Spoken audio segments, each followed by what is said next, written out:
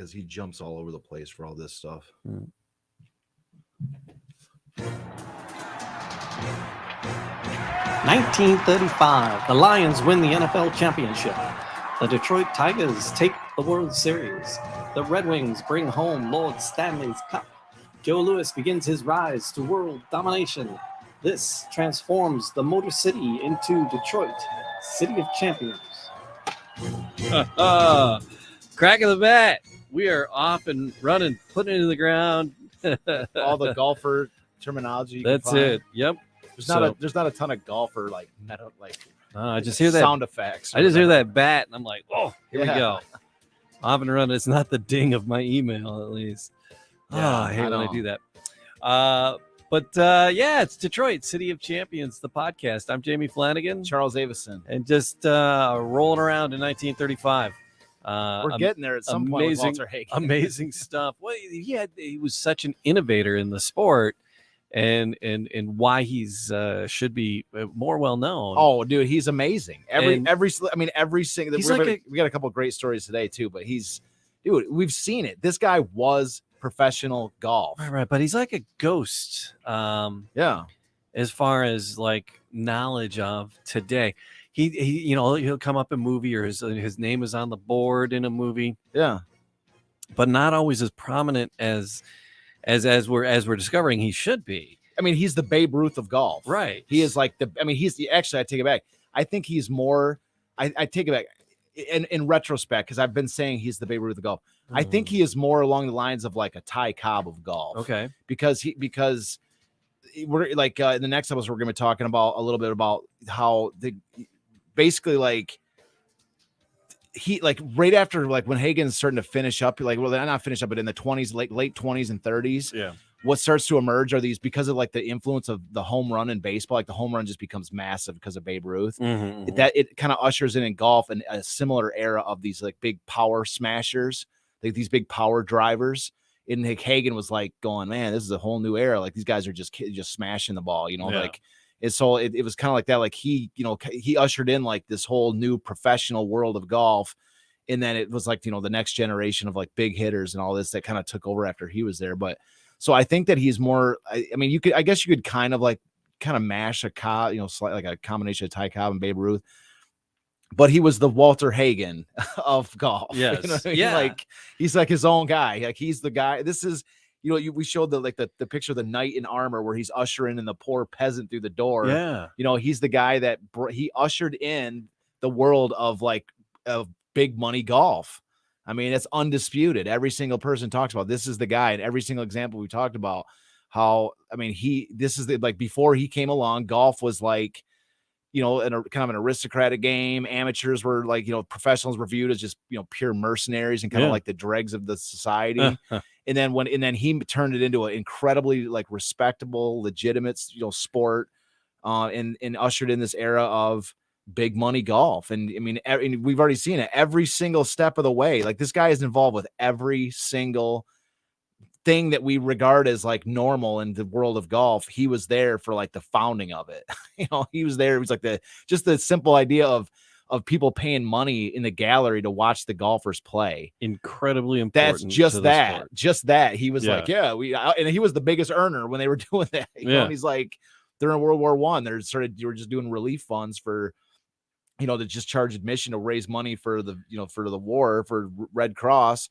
And they're like, we have an idea here. And Hagen's like, I raised like, all this money. He was a top earner. And they're like, and he's like, we might be onto something when the war is over, but I mean, it's just fascinating how he is the dead center of everything that's happening in the world of golf. And it's just all kind of whirling around him. And the people that he met, the people, like he just knows everybody, man. Yeah. He just knows everybody. And so he's as important to golf as our listeners are to the podcast. There you go. No, yes. And if he was around, he would like and subscribe. And the viewers, yes. The people watching and listening to the podcast. Yes. I just want to say thanks. Absolutely. And like, subscribe.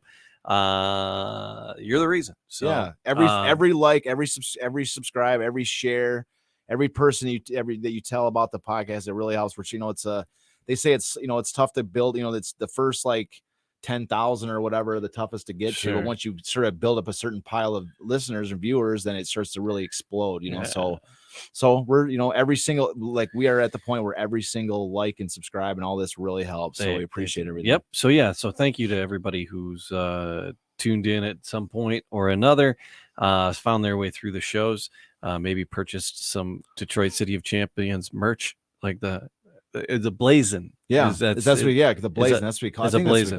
Yeah. So the crest, this is the City of Champions that Chris, coat of arms expert.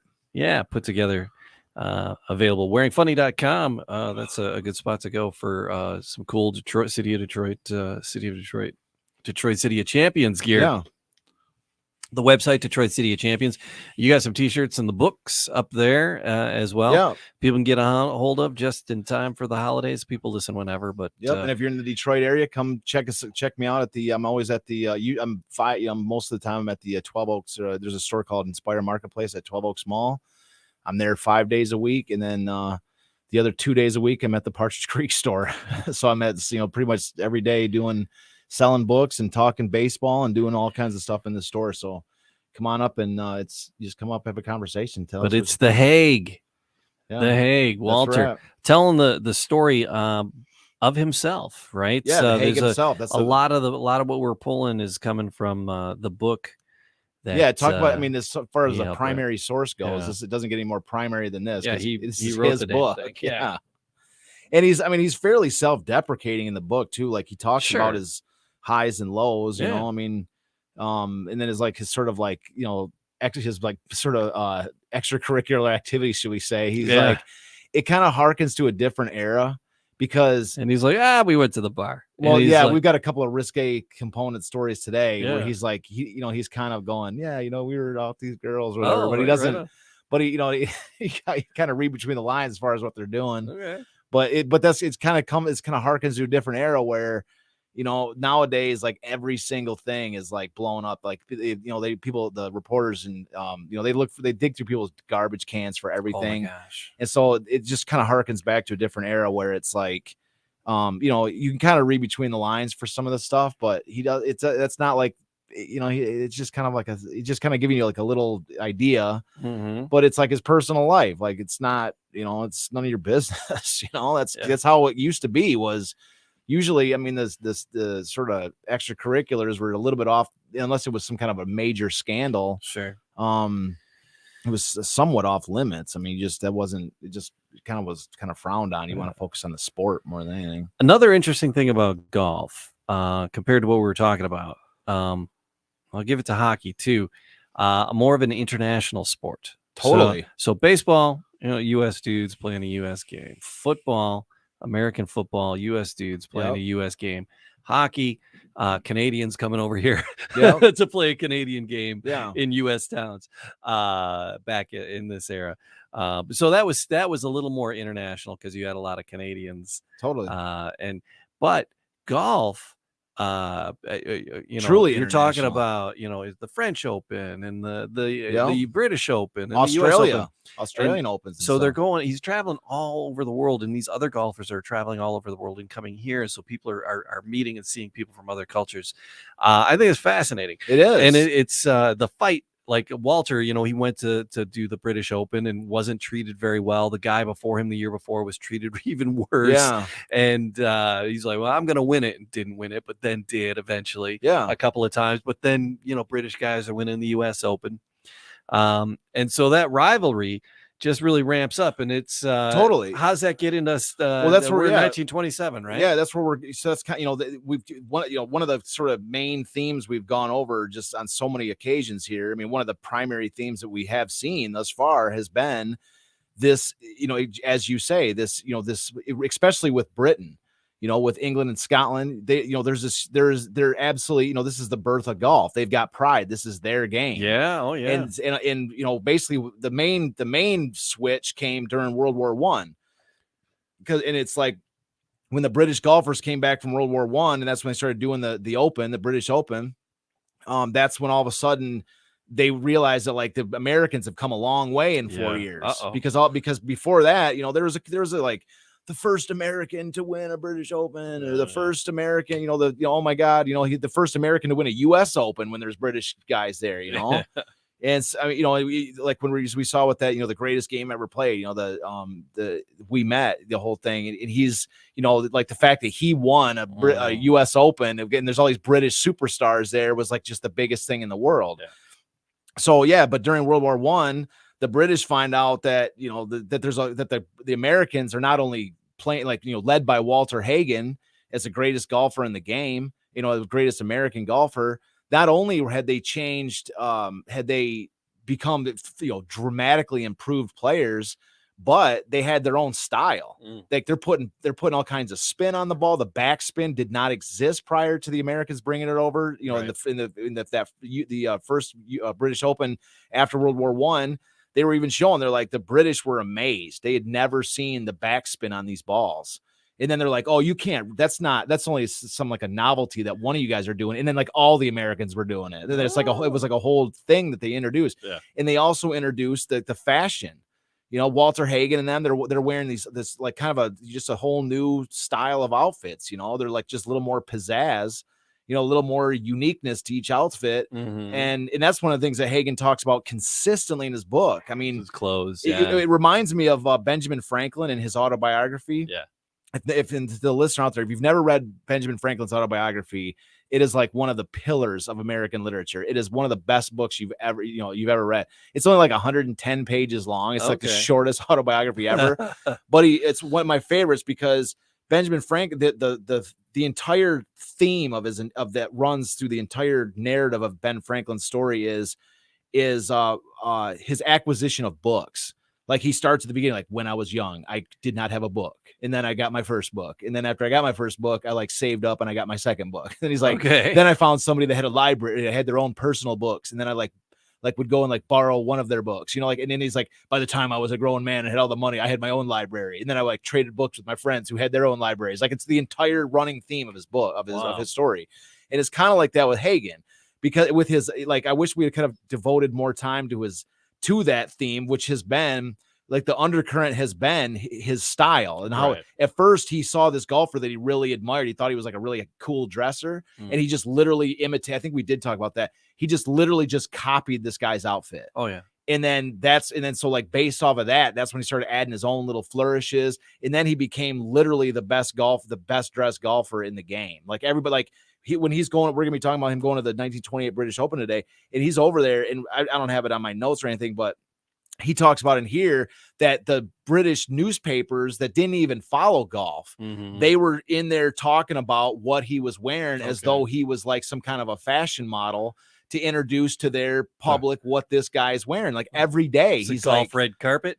Exactly. He like every single day, they're like, Hagen wore brown socks today with like a white tunic, like it's like they're literally following what he's doing. Wow. Wearing his outfits, and that's his recurring theme throughout his entire book is like what he was wearing, how it was like, how he was like we actually did talk about the one game where he was more worried about what he was going to wear than he was about the, getting ready for this game. Right. And so that's, so that is just an absolute, so he is like that. I mean, he is like, this, just so that's one of the things that he really helps to introduce into the game, to Britain after World War I is this because they were wearing like these like tweed jackets and very restrained colors and everything, very muted colors. And he introduces this like kind of a flashy style, this American style into the game, at this point. So again, it's just another thing. I mean, we could go on and on and on, and we'd never even get to the episode if we did. But I'm just saying, like that's what that's so there's a whole new culture shift. Sure. And it's just one more thing that he brought in, the idea of professionals being valued players, not just like you got to dress in the horse stable. He brought that too. So anyways, we left off last week, 1926. We left off with that Bobby Jones match of the century, and just how huge that was. Right. And then so now we're going into 1927. And in 1927, Hagen, basically right off the bat, wins the PGA Championship for the fourth consecutive year. Oh, nice. I mean, just another year, another major championship. Yeah. For and so But we've already just kind of mentioned this idea of like this, these growing rivalries, especially since World War One. Since World War One, the British had been getting destroyed in their own open, and this is how they realized that the Americans are like, just completely running out ahead of everybody else, especially them, to their horror, because they could always consider themselves the best. Mm-hmm. And so here's the stat right here. Because we got Florida, we can golf all year round. Absolutely, especially once golf started getting huge. Once these bigger tournaments started catching people's interest, and the explosion of course across the country. The golf was getting huge in America, and everybody's playing it. So you're getting way better golfers emerge. So, anyways, the fact I have right here: since 1921, Americans had won every British Open. The Open. It had won every British Open except one, which was 1923. And that was the year Arthur Havers beat Walter Hagen by 1 stroke. So with the exception of that 1 stroke victory in 1923, the Americans had won every U.S. Open, British Open since 1921. We're in 1927. So they've been winning every single year. Yeah. They've been cleaning their clocks, and they've been winning like U.S. Opens. And Bobby Jones winning every U.S. Open. They can't be happy about that. No, exactly. That's the whole idea. So, so for years there's this long been this rivalry between the Brits and the USA. And so that for the longest time they had been talking about, doing like a sort of a standalone, like a match play game between two teams, British versus Americans, instead of it being just like the U.S. Open, where it's kind of like a free for all, where each guy's kind of represent their own country, like an actual like a matchup between two teams, the best British golfers versus the best American golfers. And there was numerous sort of attempts to set something like that up. There was like 3 or 4 times that there was like a sort of like a Ryder Cup kind of a thing, but nothing was ever really official. And for years there had been a cup called a Walker Cup, which was it was an amateur idea where it was like the best amateurs in America would face against the best British amateurs on a team, like match play type of situation. And so it was called the Walker Cup. And so for years they were like kind of like talking about putting something like this together. And so they finally did. In going into 1927, they started really putting together in 1926. And so there was a guy named Samuel Ryder. According to his like sort of bio, he was a wealthy British seed merchant who put up the money for this silver Ryder Cup championship trophy. Okay. And they outlined the rules. It was there's like I say, a match play between two teams. And initially, like the first, so Walter Hagen became the first Ryder Cup was in Worcester, Massachusetts. And it had to be all pros, so there's no amateurs. So Bobby Jones wasn't on that first team. Okay. But Walter Hagen was the captain, and Hagen went out and picked the best guys that he thought were, suited for this style of play, which is like a match play, not like a tournament play. And so Hagen chose that team, whereas the British team was chosen by this, like they call it a PGA subcommittee, which must have been some little group that decided who was going to be the British participants. And so the Walter Hagen's the captain of the USA, and Ted Ray is the captain. That's the name we've talked about numerous times. Ted Ray is the captain of the first British Ryder Cup team. All right. And so true to make sure they're staying consistent with what's already going on, the USA blows out Great Britain in the first Ryder Cup. 9.5 to 2.5. So smokes them on June 3rd, between June 3rd and 4th, 1927. All right. So yeah, we got the picture of the first 2 British and American Ryder Cup teams up here, and you can see the Americans have the cup. The British have a dog though. They do have a dog. that makes it. Yeah. That's a nice little consolation. It's a good looking pup. So there you go. You guys pet the dog. You'll feel better. So kind of also true to form, kind of what we're to go along with the fashion thing. If you like, I was looking up some Ryder Cup stuff today. I read a lot of stuff that I never really even knew about them, about the Ryder Cup. Because they still do the Ryder Cup. It's a huge event. It's a huge event. And so if you actually go to the, I should have worn my Ryder Cup hat today. Well, you didn't really know we were doing this specific thing. But so anyways, if you actually go to like I think it's just like PGA.com, but just type in Ryder Cup, you do internet, Google search, and there's a whole thing that shows like every American Ryder Cup team from 1927 until now. There's a team photo. And if you look back at like the last like 50 years, like almost every team, they all have their own uniforms. They're all matching, right? They all have like red, white, and blue Ryder Cup gear on, right? Yeah. or thereabouts. Like they all have uniforms. Yep.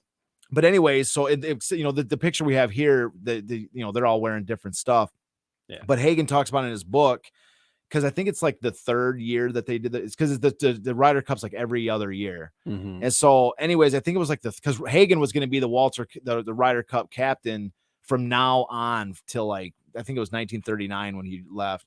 Okay. And so, anyways, I think it was in the third Ryder Cup. They all wore uniforms. Oh, right. And Hagen picked the uniforms, and he talks about in his book how he did it, how he dressed his guys up. Yeah. Like how they wore their uniforms. I wanted to see if I could find an original like 1934 or 35 Ryder Cup jacket because they're so freaking cool. Yeah. Listen, this is Ryder. This is from the Hague himself talking about like what the uniforms look like. So he says, during my years as captain of the Ryder Cup team, I insisted that our fellows be fittingly uniformed. Various manufacturers offered knickers and coats free for our use, but I turned them down. Instead, I ordered and paid for beautifully tailored marine blue jackets and pale gray trousers from the Alfred Nelson Company in New York. I obtained permission from the Army to use an official government eagle ensign embossed with crossed golf sticks in the insignia Ryder Cup team for the pockets. Although I consistently pick my teams for their game and not their beauty, I must admit we stacked up pretty well in the Beau Brummel department too when we showed up for the Ryder Cup team matches. So he actually went to, I obtained permission from the Army to use the official government eagle ensign embossed with crossed golf sticks. Instead of like rifles on their thing, he used the military with two golf sticks.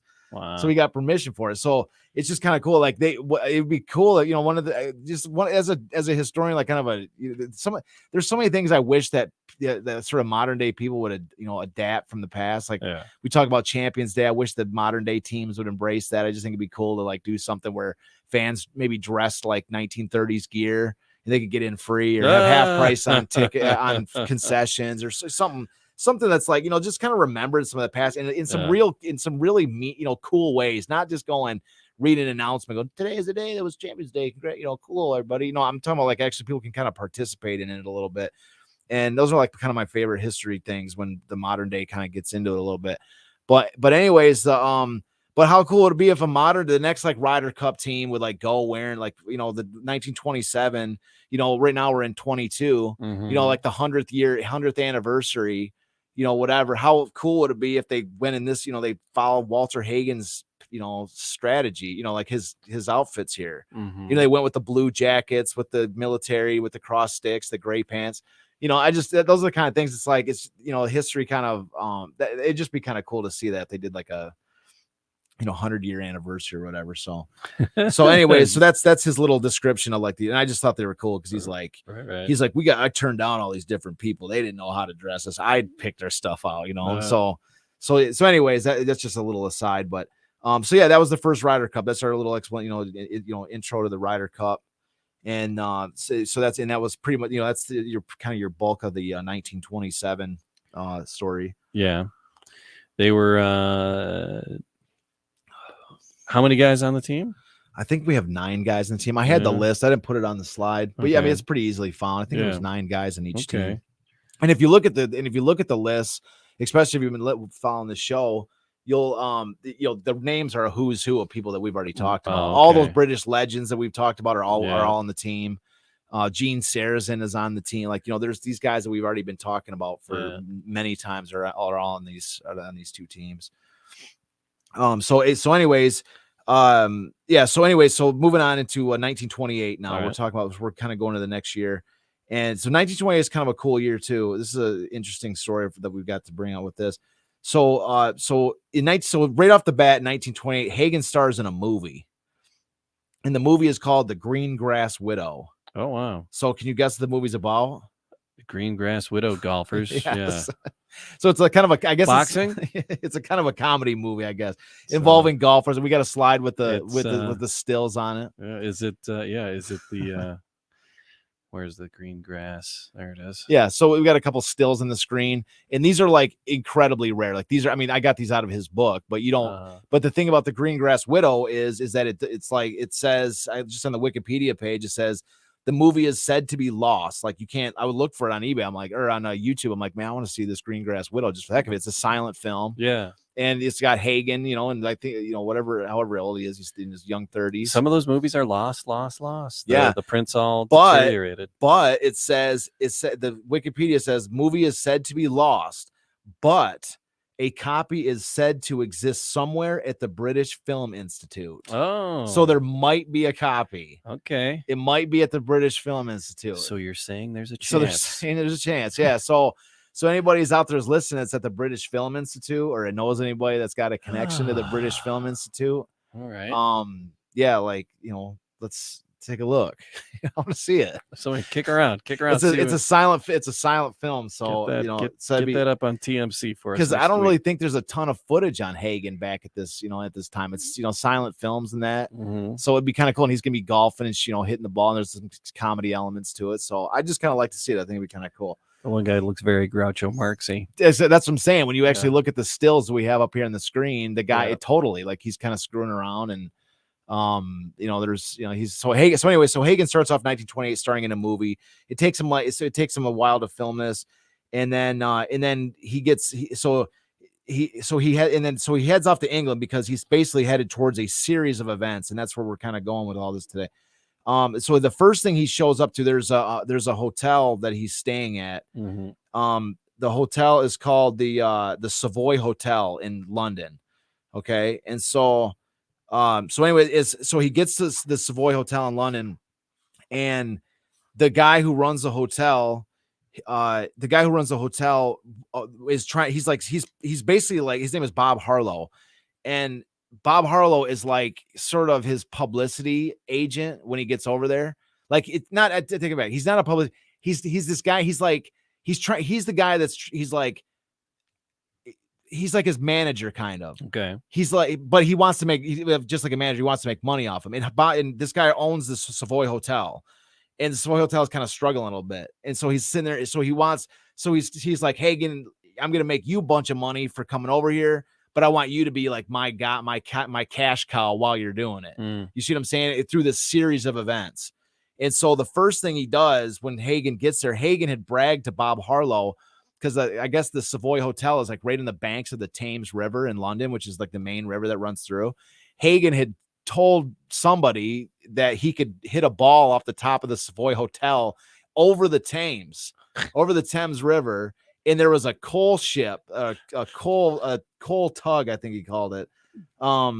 You have to know there was a whiskey coal barge involved in this I'm sure. Conversation. So he brags that he could hit a ball over the Thames off the Savoy and hit this coal barge that was like parked on the other side of the Thames. Oh my God. And so I love him. Yeah, I know, me too. So Bob Harlow goes, okay, he arranges the first thing when Hagen gets off the boat. He's like, all right, you ready to hit this ball over the Thames and hit this what are you drinking? What are you? Exactly. Hagen's like, I didn't really know I was even doing all this. Bob Harlow has it all like set up. Like he's like 100 people up there watching on top of this roof. All right, give me a stick, give me a ball. No, he doesn't show up. Hagen, like, he's like late getting there. And he's kind of screwing around downtown and stuff, right? And so he kind of burns up Bob Harlow, and he's like, God damn it, I had it all set up. You're supposed to come out here for this event. And he goes, well, let's do it at night, because if I miss, he's like, whether I make it or I don't, nobody will know. You know, like, it's the same thing. It's like nobody will really. I can just claim I did it if I'm not successful. And Bauer goes, no, we have to do it where people can see it. So they wait to the next day. So they move it to the next day. And so Hagen goes up there in front of these people, and he does it. He hits it over the Thames, and he hits that coal barge with this, off the roof. So that's like an auspicious beginning for for the things that come after this. And so he does it. So everybody's like, yeah, Hagen, like, way to go, So he does this. He does this thing. And so anyway, so the next thing he does is, so anyways, due to this movie and due to this publicity stunt, due to the travel over to, to England, where she's got to take a boat and everything, right? Hagen had not played golf in 2 months. Right. And so he hasn't done it. He's just, he hasn't played golf. He's been living the life of a superstar, Mm-hmm. So anyways, at this moment, so like the next thing that Bob Harlow sets up for him is it's a challenge match versus this guy named Archie Compston. And Archie Compston is like this, like, really, like, he's just kind of looking him up. He was he wasn't like he didn't really win any major tournaments. He wasn't really like a big tournament name. Not like Ted Ray and these guys, but he was from all I've read, he was like an excellent match player, like one-on-one, like point type golf. That's what he excelled in. And so the British are setting him up. They're like, you know, we want you to play Archie Compston in this, and they called it a challenge match. And so just to give you an idea how big this was, the prize money was 750 pounds, which equaled $30,750, which is the largest. It's the largest purse ever in the UK. So this is bigger than any tournament. This is bigger than any British Open that they've hosted. Yeah. This 750 pounds. This is the biggest. This according to Hagen's book, this is the biggest prize they've ever issued. Right. And so, you know, Archie, he might not be the name that's super familiar with us, but they're like, let's see what you can do against Archie Compston, you see? And so anyway, so interest is massive. And Hagen says right here in the quote, to say that Great Britain was excited about this match between Archie Compston and me would be one of the classic understatements of all time. The stake of 750 pounds, about $3,750 in our money, was the highest ever paid for a golf match in that country. And more important than that, the British were getting darn tired of having their trophy cup taken out of their country. If Compston could handle me, fans and experts alike figured they'd have three possible players: Abe Mitchell, Archie Compston, and George Duncan, capable of keeping the big cup home for a while. It says, so much interest centered on the match with Compston that temporary membership badges were issued for gallery fans at a fee of 15 shillings. So, all right. So yeah, anyways, okay. This is where he gets in this here. So this is the next little like sort of ditty that it comes into this, right? Mm-hmm. So hold on one second. So he says, okay. Yeah. So this is what's kind of key. So Harlow Hagen having showed up late for his, this thing for the hitting the ball off the roof, and also for other issues that, for being late for different events or whatever, right? Yeah. There's this kind of funny story, which this becomes the centerpiece of sort of everything that's going on right here. So it's just worth reading it to kind of explain. Hagen does a far better job of explaining than I could. Right, before you get into that, yeah. I had the from the Cape Gazette, the picture of Walter on the roof of the Savoy hitting the ball. Do you really? Yeah. Oh my God, there it is. Yeah. Look at him. He's not lying. He's like, there I am. Yeah. So there it is. Yeah. So that's all right. All right. So he was late for these shenanigans. Damn, nice picture, Walter. He's like, here I am. There's the Thames right behind me. Yeah. That's awesome. All right. That's a great shot. He's all smiling. Yeah. He's like, I did it too. Yeah. So anyways, this was kind of a cool story, right? Yeah. So in the early morning of April 26th, the day prior to the match, I docked to Southampton, some 100 miles from London. Upon our arrival at the hotel in London, Bob Harlow. So this is where it is right here. Bob Harlow produced a Scotland Yard detective who was to be my shadow for the following 2 days. So he's talking about a previous match. Since my late arrival at the Abe Mitchell match in 1926 had created so much unfavorable publicity, Bob had determined I'd be on time for the Compston deal.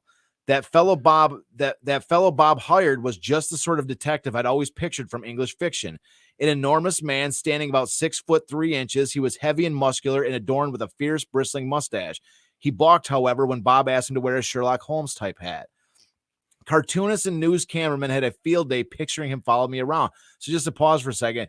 So Bob Harlow hires this Scotland Yard detective. Hey, can you wear this hat? To follow Hagen around? Seriously, you got to wear this hat. Yeah, they drew the line at that. But so Hagen's got his own personal like friggin' bodyguard / like minder to take care of him to make sure he gets to places on time and everything. Oh my God! So this is Hagen. He's the greatest guy. He's like. This is personnel. Oh, there's another shot of him on the roof. That is so friggin' cool, man. Yeah, this is a poster you can buy. That's almost the City of Champions official poster, dude. Like that's the kind of stuff, those little idiosyncrasies like that's our stuff. Because if you're listening to the show, you see a picture of Walter Hagen on the roof. It's kind of like the Sid Howe thing. Yeah. Like we don't say Sid Howe was not related to Gordy. Like we don't never make that disclaimer whenever we talk about Sid Howe. Right. You know what I mean? Like if you're listening to the show, you're following the show, you know that's a ridiculous question. Yeah. And so that's what I'm saying. Like this right here, anybody that sees this photo, you know what this is. But you we're know what I talking mean? 28 here. Both of these images say 22. Oh, well, Both maybe of he these- did it before then. Maybe he did Yeah. it before. Yeah. Okay, maybe it's not from the Savoy. Did they say a Savoy in there? Yeah, it says a Savoy, but it says both. Maybe of them, the dates are wrong. images. Both of the images. One actually, the other one said 23. And Do this they one have said the 22. do they have the actual newspaper stamp on the back? No. Well, this is a poster, right? that you Well, can buy. they maybe got the date wrong And then because the other unless it's one. got the main way to date photos, besides like little things like looking at their body style and stuff like this, or like different stuff that they're wearing, is if they actually have the newspaper clip. Because what they do is that they would take a picture of the photo, and then they would, in the original photo, would have the actual clipping from the newspaper that they used it in glued to the back. So that's how you can really tell the date of, just for anybody listening at home. If you ever see an original photo, that's how you can really tell, make sure you know that that's the date, because it's the original photo. It's got the newspapers. And a lot of times they'll actually include the newspaper photo that it was used in that little sliver on the back, so you know for a fact when it was used. Right. So I'm not trying to say he didn't do it in 22, but I'm reading right out of his own mouth. The other one is the other one says 23, and you can tell it's the exact same photo shoot because he has the same suit on. But he looks like a 28. Yeah, Walter. what I'm saying is that maybe the text or whatever that they got it from 23. I mean, it's not too far of a difference to say that a sliver of the number 8 was somehow wiped off or sliced off, and that 23. You know, they just, because they're like, I love that, because the other thing too is they're whoever put the photo out online like that is probably thinking, who the hell's ever going to notice? Who the hell's ever going to notice 23 or 28? That swing, you can see his full golf swing there, which is just, that's awesome. I love that photo. Very, very cool. That's like our official photo of this show. Dude. One of them.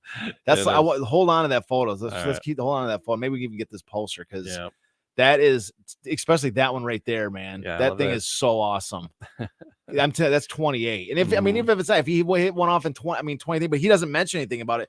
Like, he doesn't mention anything about it. I was in 23 and I was hitting balls off the roof. Yeah, he makes a big deal about it in this story here. He's like, this was a big deal. Like, he didn't say I did it back in 23 and then did it in 28. You know, I already demonstrated I could do it. He just like, they were like, because he was like, let's do it at night. I'll read you the he said, he's like, just in case I miss. So I love the bill, because anybody that's watching, it's like, that's Hagen, you know, so they know that that's his So anyways, but we got Hagen and Compton. So we're Compton. So anyways, so we've got this. He's got this huge Scotland Yard police officer found him, which is just, it's just another, goes once again into his sort of personality type, because he's got to have a personal bodyguard to like basically wake him up and follow around, make sure he gets to place on time. You know, that's like juvenile. It's so juvenile. It's hilarious. And so the British press played that up massively. And so anyway, it says Tom Webster, Europe's foremost sports tunist, did a series on us. One of them depicted me deep in the luxurious softness of a Savoy hotel bed, my head wrapped in a towel, an alarm clock perched on the top of the towel, ringing out in an ear-splitting blast. He drew the detective waiting patiently outside the door, hoping for my appearance. The Evening Express featured the story with headlines reading, Hagen's human alarm clock, a detective to get him out of bed tomorrow, 1 day's practice. So Hagen continues, our match of 72 holes was scheduled 36 for Friday and the final 36 for Saturday, April 20th. My pal, the big Scotland Yard detective, got me out of a comfortable bed about 6 a.m. on the first day. After a leisurely breakfast, the limousine placed us on the first tee shortly before 9. As our Daimler pulled up in front of the clubhouse, out stepped the Scotland Yard giant, followed by Bob Harlow, then me. A crowd of some several thousand people had already gathered at the sight of our little group, they burst into shouts of laughter. The British have a keen sense of the ridiculous. So he's got Bob Harlow, him in this huge, because it already been played up in the press. So can you imagine? It's already played up in the press, and then you see them pull up in this Daimler, and there's Hagen gets out. He's got this big 6 foot. I mean, you can see right here how kind of, he's shorter than anybody else, kind of, but. And he's got this big Scotland Yard guy step out of the truck with him. And they're like, that's the detective, he's got his own bodyguard. And you can see in this little photo you brought up right here, how he's got this personality, he's just walking around laughing and stuff. Is he smoking? Yeah, he's got a cigarette in his left hand as he's walking down the golf course. Yes, he does. So anyways, so so anyways, that's his little story with that. So now he's talking about what actually happened. So anyways, in this match, Walter Hagen is absolutely destroyed. Okay. Hagen gets annihilated in it. That's why I mentioned, it was good to mention that he hadn't played golf in 2 months. He was doing that movie. He's doing the movie, and he actually says, he's like, I hadn't played golf in 2 months. He said, I took one of the 2 worst beatings I've ever taken that he'd ever taken in his life. So this is his little story that he throws with it, which I think was freaking, I thought it was hilarious. So anyways, so he begins, he said, several incidents of the match amused me. Even while Archie was pulling up his lead, the Moore Park officials conceived the idea of having a tall caddy carrying a big blackboard around with us, on which they marked the standing of the match after each hole. Not once did my name appear on the board. Another site that, because they're keeping track of the match wins, and so he didn't even get his name on the board. That's how bad he's getting destroyed. Not once did my name appear on the board. Another sight that really got me was Compton's caddy toting a large toy black cat, Archie's mascot and good luck piece. So this guy's carrying this huge black cat. That's not helping his confidence either. Said, the gallery threw me too. Never in my long career of competitive golf have I been conscious of getting the kind of applause I received at the 15th hole when I made a fair recovery shot from a trap. I realized that for the first time in my life, I was getting sympathy applause. Oh, no. Yeah. They're like, congratulations. Good job, Walter. Oh, yay. Good for you. You're out of the big tall grass. Yeah, like, you made a good shot for once. He's like, oh, God. He's like, for the first time in my life, I was getting sympathy applause. Oh, boy. Compton was a great golfer, and he worked hard at his game. He did everything right. He gave me the worst beating of my career, and I had only one statement to make to the British press. When you are laid out good and flat, you must not squawk. So that's his quote. One quality sparked Archie Compton's play from the moment we stepped on the first tee on Friday: confidence. He had it right in the beginning, and I certainly did nothing to take it from him. His wonderful control and consistent brilliance on every hole, his aggressiveness, all were remarkable. The hope of the British took a definite leap upward in looking forward to their Open, which was to begin on Monday, May 8th. Archie had put in long periods of intense practice, and it paid off. Yet I've learned through much experience that it's difficult to hold a peak for 2 events scheduled within such a short time of each other, as were our challenge match in the British Open. The Saturday morning the London press was jubilant after our initial 36 holes on Friday. Interviews with Archie quoted him as saying, I am as good as any golfer in the world today, and I am going to prove it. Needless to say, I had no comment to make to that. He proved it to me the next day. Sunday morning, I woke with a headache, and I asked for the morning papers and a bicarbonate with which to digest them. Here are some of the headlines. Hagen submerged, conquering Compton, the rout of Walter Hagen, American gets his own medicine, Hagen's ghost is laid, the eclipse of Hagen, Hagen takes his psychic. Sports Pages quoted Archie as saying, I will play anyone, anywhere for anything. The sedate Morning Post remarked in an editorial, such as a signal victory as that accomplished by Archie Compton in his match with Walter Hagen deserves more than passing celebration. It is an event that must be dear and refreshing to a British golfer's heart, for which for a long time has been uncheered by any challenge to the American ascendancy. Like, they're going all in on this. Someone told me that the great castle at Moore Park, used as a clubhouse, had once been a favorite rendezvous of Henry VIII and Anne Boleyn. If so, their memories of it must have been far pleasanter than mine. The great Tommy Webster ended his series of cartoons on the Compton match with another picture of me in bed at the Savoy.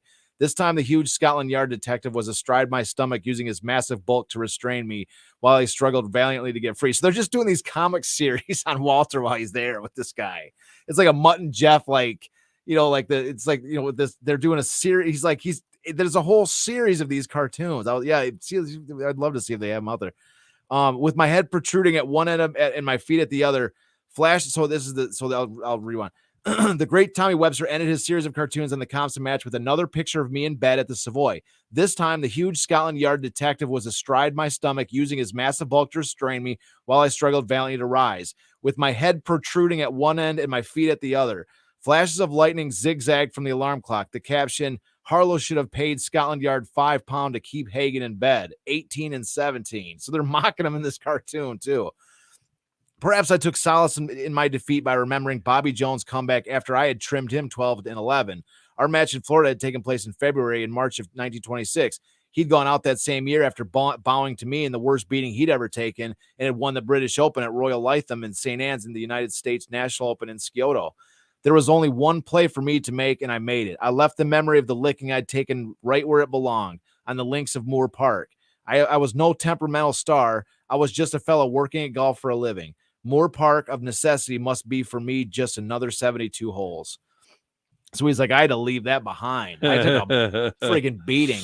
But the good news is he has a chance at redemption. Right. Because just a week or two later here, a couple weeks later, is the British Open. Game on. It is totally game on. And this is like my favorite part, of course, of the story. It's, this is another component which could be like this Walter Hagen movie. He just gets thoroughly thrashed. He gets beat, tore up by the media. They're making comic strips about him. He's just got to deal with this humiliation, right? He's got to deal with this beating. He's like the extreme highs of hitting the ball across the Thames. He succeeded at that venture, to getting crushed in that tournament and then getting mocked because of this. He's got the Scotland Yard detective as a wet nurse walking around with him. And then now he's got kids a chance for redemption. It's like, if you're at this point in time, Jamie, if you have money to bet, who are you putting your money on for the British Open? I'm gonna put it on Walt. Me too. I'm hoping. I'm really hoping. Me too. I put my money on Walter. I don't care if he got slaughtered or not, dude. That was a friggin' exhibition game, dude. He's an Eastern nigga, doesn't care about that. Hell, he's got to have a Scotland Yard detective just to wake him up. He's barely taking it even seriously, man. So now we're gonna find out what it looks like when you make Walter Hagen mad. All right. Okay. Check this out. This is like Rocky right here. Yeah. This is so awesome. This is like Rocky. Like you could play that Rocky theme too, right? Where he's like, they're getting ready for that, the eye of the tiger. He's getting all ready. Back, but he's doing the montage. Like, we're gonna need a montage. Where he's getting ready to get through this. So here you go. So this is getting ready for the British Open. This is an amazing quote. Okay, this is we need this. This might have to go down as one of those little shorts we put up on YouTube or one of these little clips. Because this is an amazing quote. This is amazing. Like I say, picture this just like this Eye of the Tiger soundtrack. But maybe we can do that. Maybe we can do some kind of editing with this Eye of the Tiger background. Okay, because this is, I think, an amazing preparation for this tournament. The newspapers had a few things to say about me that week too. After they'd hashed and rehashed the Compton victory, most writers insisted I was more quiet and a bit more serious. Well, they were right on part of it. I was serious about one thing: winning the British Open. That defeat by Compton had been a terrific blow to my pride. I'd had the smile wiped off my face temporarily, but I hadn't lost my sense of humor. I had come face to face with the very obvious fact that no trickery or funny stuff was going to win a third British Open for me. This time I'd let the other boys take the risk. I intended to play for safety all the way. I had 1 week to get some badly needed practice. On Monday, I left London and checked into the Guildford Hotel about 7 miles from the golf links at Sandwich, where the Open would begin on Thursday. This famous old resort hotel, standing only 100 feet from the sea, high in the Dover coast, was an ideal place for me to follow the routine I'd set for myself. I really went to work. I played endless rounds of golf, existed on a rigid diet, spent numerous sessions in a Turkish bath, and tried to put the beating I'd taken from Archie completely out of my mind. I locked my little black book in my trunk and even refused the tempting phone calls. Believe me, the black book and the telephone numbers I'd collected in Great Britain made that last bit of business hard to take. In such a romantic setting, I felt somewhat selfish enjoying it alone, particularly since I had, in London the previous week, introduced Douglas Fairbanks Jr. to a very lovely British girl who had been my companion for a number of parties. Young Doug was in London with his dad, who was setting up his new Fairbanks International Company. Doug Jr. was to star in his dad's productions, and both the Fairbankses had assured my beautiful girlfriend a chance for a movie career. With such powerful competition, my withdrawal from circulation just at the time promised to be a catastrophic for my romantic life. So that's his preparation. He said, I had to put my black book away. Yeah. After all the time, he's like, this is serious. I'm done. He goes, do you have any idea how serious I took this? I had to put my black book away. And Douglas Fairbanks is in town. Yeah. The biggest movie star in the world. He's like, I could have been rolling with Doug. Douglas Fairbanks. And especially he introduced him to these girls. And he's like, I got Douglas Fairbanks in London right now, ready to go party there. And they're calling him, going, where are you at, Walter? What the hell? And he's like, I got to get ready for this Open. They're like, what are you talking about? You've never needed to get ready for a tournament before. And he's like, no, I just took the worst three. He's like, that's what I'm saying. This eye of the tiger, like eye of the tiger. They got, and he's like, puts his black book away, playing golf, drinking a friggin' mimosa at breakfast, probably, whatever. That's what I'm saying. Like, that's Walter getting ready for. That's what I'm saying. I just love his little like prep. He's like, the biggest thing I had to do was put my black book away. You think that's easy? He's like, try telling it to my dating life. It wasn't easy. So anyways, that's him getting ready. Mm-hmm. So yeah, like I said, the eye of the tiger. That's Walter Hagen, eye of the tiger. So anyways, so now the tournament itself. So Hagen continues. It's basically sort of a continuation of what he was just leading up to. 8 times from 1920 through 1929, I played in the British Open Championship. The first time I finished 53rd, then I finished 6th once, 3rd and 2nd once, and 4 times I won it. I'm proud of the whole record, but I know my greatest thrill came from the win at Sandwich. I believe British people appreciated that win most too. I had received tremendous acclaim in 1924 when I won at Hoy Lake, but there was increased warmth and sincerity to the applause, the cheering, the quick words of congratulations, and the eager smiles from the huge galleries following me around when I won in 1928. So fast forward a little bit here. This what's kind of cool is in the last 9 holes of the course, when he was like winning this and that, the Prince of Wales is following him, like in the galleries, following him, right? And so at the end of after he won the British Open, which he, spoiler alert, he tells us in there, he's like, after I won this thing, right? So it would have been a wise bet to put your money on him. Yeah. So the Prince of Wales gives him the trophy, like presents him the trophy, right? So this is like, this is what's awesome. I just want to pause for a second because there's another quote to read. But this is a guy, I forgot to even write down how old he is. He's in his young 30s, right? Right. 33 years old in 1925. So he's in his mid 30s now. Sure. 38, 35, 36 years old approximately, right? Yeah. So this is a guy that like we have spent the last, what episode are we on right now? Episode 13 of Walter Hagen. Every single episode has been some kind of a tournament or championship or some event, right?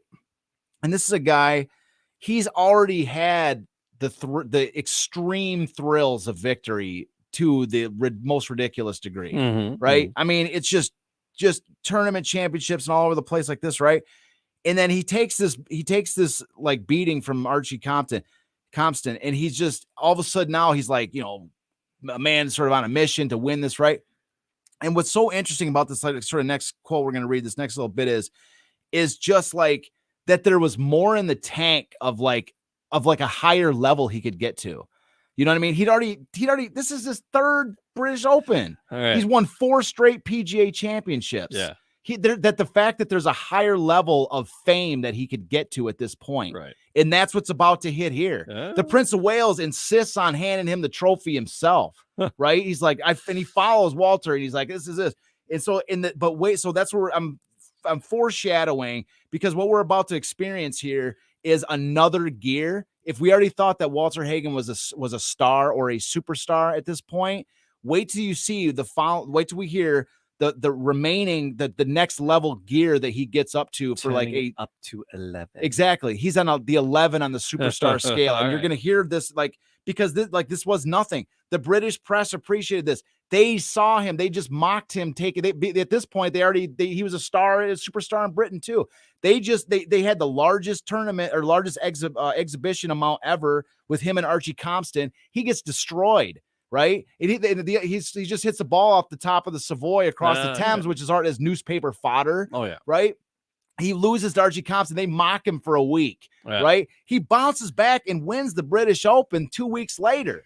Right. Yeah. This guy's a legend. Into their eyes, they're like that. You don't have to. If you're living at that moment and you see it, you're like, we just mocked this guy for a week and he bounces back and wins the British Open right in our face, right? He takes the British Open like this. Like, they're like, this guy is awesome, right? He took the abuse in good humor, and he came back and threw it right back in our face a week later, right? Like, here's why do you like this, So anyway, so this is just like basically listen to the higher level gear he gets into for how big, because these people recognize that. They're like, this guy's already a star. He gets destroyed. He comes back and shows us what a star he is. Yeah. Right. this is what he says. So the Prince of Wales gives him this cup, and this is what the Prince of Wales tells him while he hands him the trophy. He says, "We're getting a little jealous about the cup," he said in his short talk, but we like it going to the best player. We hope the Americans will continue coming over so that we may have the opportunity eventually of putting it over. I thanked him in the gallery for the warmth of their hospitality and expressed my happiness at winning their great trophy again. I don't want to bore you, I said, but I'm going to keep on coming over. That was my first meeting with the Prince of Wales, but it was not to be my last. We became firm friends and spent many hours together, both on the links or off. Just, Prince of Wales, boys now. Yeah. Boys, Balmoral, wherever. Uh-huh. This is their, that's where they're, this is now his boy. So that's one thing. He's added that new buddy from added a new buddy from this. The day after the championship, I returned to London with the British trophy once again in my possession. The press was a bit more pleasing to me this time, carrying such streamers as Hagen's great victory, Prince watches Hagen, a Bonnie golfer, the golf blue ribbon, Hagen's farewell. Like, it's like now he's a hero in the British press. They love him. And we've already seen in the earlier years when he first went over there, they were mocking him too, right? Yeah. So now he's beloved there. Yeah. So, and the Daily Mail commented, all over the world at this moment, golfers are engaged in simultaneous act of homage. They are taking off their hats with the most generous and courtliest of flourishes to Walter Hagen. Let me just read this again real quick. This is their ode to Walter Hagen, the Daily Mail. So all over the world at this moment, golfers are engaged in a simultaneous act of homage. They are taking off their hats with the most generous and courtliest of flourishes to Walter Hagen. Like they're doffing their caps to him around the world for what, like, it was great that he just took the beating of his life like this and came out and just stuck it right in everybody's face, like that. They're just taking their caps off at this point. The greatest of golfers, right? So Hagen continues, I asked Bob Harlow to arrange a return match with Archie Compton in America, and together we persuaded him it would be a great moneymaker. So he's heading back to America, and the Archie Compton's coming with them to kind of repeat what they did in Britain. So, but that's not going to be the point of what we're about to talk about here. That's just a side. So Compton comes over with Bob Harlow. So he sailed on the same boat with us on our return. Arrangements were made by cable for 36 holes at Boston and 36 at Westchester Biltmore in New York. Our ship docked in New York on June 8th, and the welcome was really tremendous. A wonderful band at the dock kept playing among my souvenirs, and thousands of golf fans and thousands more who didn't know one club from another lined the streets. The late Mayor Jimmy Walker welcomed me at the City Hall following a long motor ride down Fifth Avenue with police on motorcycles and enthusiastic children waving and yelling at me. At the City Hall, Mayor Walker presented me with the key to the city of New York. We then proceeded to the Biltmore Hotel, where the president of the Westchester Biltmore had the presidential suite packed with all my pals and decorated with huge floral gifts and my 2 cases of selected bottles of imported Hipsonica, which I had managed to mix in with my many and assorted pieces of luggage. So we smuggled in some liquor, right? So, and then when they unpack the luggage, he's got some liquor with him and his pals that are all waiting for him in his hotel when he gets there, right? One bit of business at the dock. This is one of my favorite stories of the entire bit. So he says, one bit of business at the dock just before, and it just remind the listener, L.A. Young is going to figure into the story. L.A. Young is his partner in the golf, in the Hagen golf clubs industry, right? It's his partner. So one bit of business at the dock just before we walked down the gangplank. I had also brought a magnum of very fine old champagne, which I had placed in. See, when they smuggled it, this is the middle of Prohibition. Yeah. Liquor's illegal. Not allowed to have liquor, but it's not illegal in Britain. So he can bring back whatever he wants, right? So he's bringing back some fine champagne. One bit of business at the dock, just before we walked on the gangplank, I had also brought a magnum of very fine old champagne, which I had placed inside the velvet-lined trophy case belonging to the famed British trophy. I asked Mayor Walker to carry the nude trophy ashore for me, while I handed the locked trophy case containing the champagne to my old friend L.A. Young from Detroit. I told him to meet us later at the hotel with the trophy. So this poor guy thinks he's got the trophy in the case. Don't shake it up too much. Don't shake the trophy. L.A. Young was delighted with the task of carrying what he presumed to be the British trophy through customs. he had some difficulty since he had no key, and customs officials like to see what's being brought into this country. However, he finally made it and arrived hot and disheveled about an hour after our party at the Biltmore Hotel was well underway. I complimented him, opened the case with the key from my pocket, and poured everybody a taste of the sparkling bubbly. LA's face was really red when he saw what he'd worked so hard to get through customs for me, particularly since he did not indulge. However, he took the joke gracefully. The next afternoon, Archie Comps and I played an exhibition match at the Westchester Biltmore against Gene Sarazen and Johnny Farrell. He goes on about the constant match, but it's just that, dude, LA carries this case. He carries the trophy case. It's full of shit. It's got champagne in it. And he's got to get it through customs for him. It doesn't even know. I mean, this is a movie script. Yeah. This is a movie script, man. He's coming back through New York. He gets on the gang. So let's just to summarize it, kind of end this like this. He gets back to New York, comes down the gangplank. There's a basically ticker tape parade through New York. He gets the key to the city. His luggage is unpacked at the richest hotel in town. His buddies are already there waiting for him, and the luggage he brings back, they're all drinking like bootleg, bathtub gin or whatever. They're drinking better stuff than that, but they're drinking stuff that's being smuggled from Canada and shit. He's got a suitcase full. He got a luggage full of liquor that he brought from Britain to celebrate his arrival, right? So they're opening up the luggage. They're drinking, having fun with in the hotel with the stuff he brought in his luggage. And poor his business partner, poor LA Young, is bringing the real stuff. The champagne smuggled in the trophy case. So he shows up. He's like, Walter, I got your luggage here. The trophy case. And you're like, oh, you're just in time, LA. We were looking to get that champagne going. Perfect timing. Perfect timing. Your timing is so perfect. Like, this is the guy.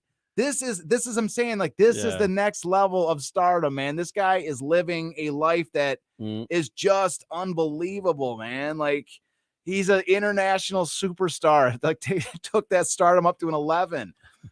We're talking about 1928. This is a lot of people talk about like the Babe Ruth and the 1920s, like the 1927 Murderers Row Yankees, one of the best teams ever in that. So this is like Babe Ruth's heyday, and Hagen's living like this. It's the Roaring 20s. It's another example of what's going on in this country. Like, this is one of these guys that's faces in the print, who's living this kind of larger than life lifestyle, just a beloved sporting figure, and is shaping America into like the place that it became. I mean, he's just one of these guys that is just part of the fabric which wove together the American culture. So I love him. And that's he's a riot. God, he's got to find that movie. I know, we gotta find anybody at that British, what do we say, is a British Film Institute. Yeah, I want to see it, because that's, I mean, to my knowledge, maybe there's a couple of things with Hagen in video, but I think he's probably older. Right. But this is 28. This is, I wouldn't say he's peak Hagen based on that photo that we just saw. A little bit of little pouch around his belly, but a little gut going. Living behind the hog though. Smuggling a he did talk. He does talk about after this. He's like, I realized I had to keep myself in a little bit better shape. It sounds like 1928, late 1927, early 1928. Learning some lessons. Yeah, it sounded like late 27, early 28. He was getting a little lazy on the physical exercise, but he said, why wouldn't you? The guy's a freaking megastar and just winning championships everywhere he goes. All right. So what we'll do more with Walter again next time, right? Oh yeah, dude. We got just the challenge is going to be to like at some point cut it off with him. We're gonna have to end the story with him like we did, Garwood. It's just tough. There's so many cool things to talk about. It's like we're trying to stay focused, and there's other topics we want to get onto with the show. And I'm having fun with Walter. So but I am too. I love him. A couple more. I know we got I'd probably say 2-3 episodes left with Walter. And then that'll take us right up to a special throwback. We're going to go back to football a little bit. And we're going to go prior to the Lions becoming the Lions. And we got a special episode for you folks. Tease that one coming up a little bit. Yep. Do you want to tease it? You want me to? The Spartans. We're there's the 90th anniversary of the Iron Man football game. It's called the Iron Man game. It is the game in which the Portsmouth Spartans, we did a whole massive segment on the Detroit Lions, and then in Potsy Clark. And Potsy Clark tells his Portsmouth Spartan boys before they became the Lions that they're going to go out and beat the Packers with their 11 with the starting 11. They're playing offense. You don't get to defense. leave the field unless we're carrying you off. Exactly. There's no U11 men are playing this full game, and so all 11 guys played the entire game. Yeah. And they beat the Packers. And the thing it wasn't just a random win. This knocked the Packers out. They'd won 3 championships in a row. They'd won 3 championships in a row, NFL championships. They were going for their 4th, and this game knocked them out. Mm-hmm. And it was the line. It was the Portsmouth Spartans starting. Their guys went both ways. It was called the Iron Man game. It's one of the most legendary games of all time. Yeah. And they're celebrating it down in Portsmouth. Yeah, so then we're going down 90 years later. They still celebrate. Yeah, they invited Jamie and I. They invited Jamie and I down there to have a special. I don't know how smart that was, but yeah, we're gonna have a blast. But they got a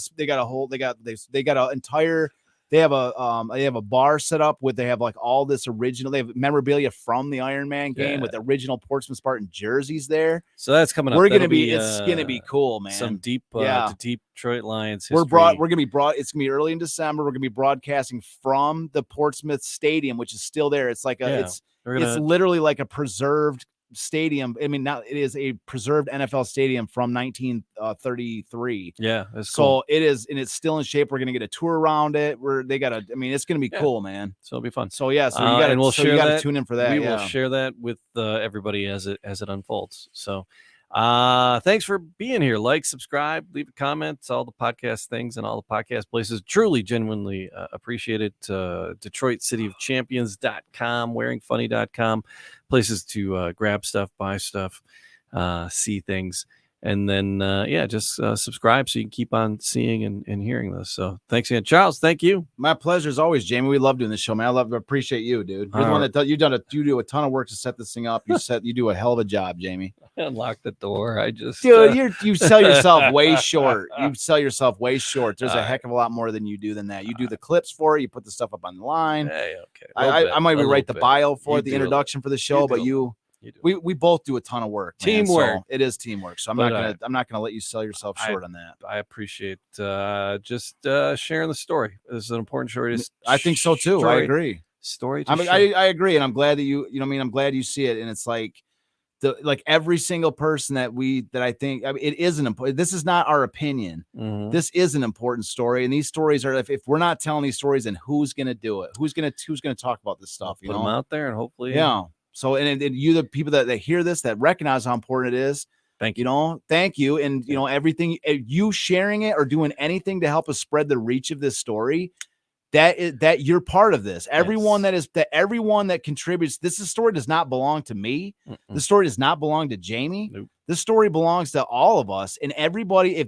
Even the smallest thing you do to help share it and spread the awareness of this story and all these things that we're talking about, you're part of it. Yeah. That's how you become part of it, is to tell people about it and to say, grab them by the hand and say, or by the ear, grab them by the ear and say, listen, you got the greatest season in the history of American sport happen in Detroit. Yeah.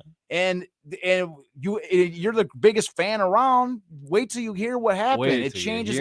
Yes, this is the cultural foundation of our sports teams. Mm-hmm. And we talk about, whoa, why aren't the Lions better? Why aren't the Tigers better? Why aren't these teams better? What can we do? What can we do? Why do we the thing is that, but if you don't understand where you came from, how do you figure out where you're going? How can you use it? How can you have a benchmark to understand, oh, well, Detroit should be doing this, or we should be doing that, or we should be adding these players. We should be that. There's a specific sports culture that runs through that courses through our spiritual sporting veins that connects us back to the early times of Detroit. Yeah. And these teams won, and if there was reasons why these teams won.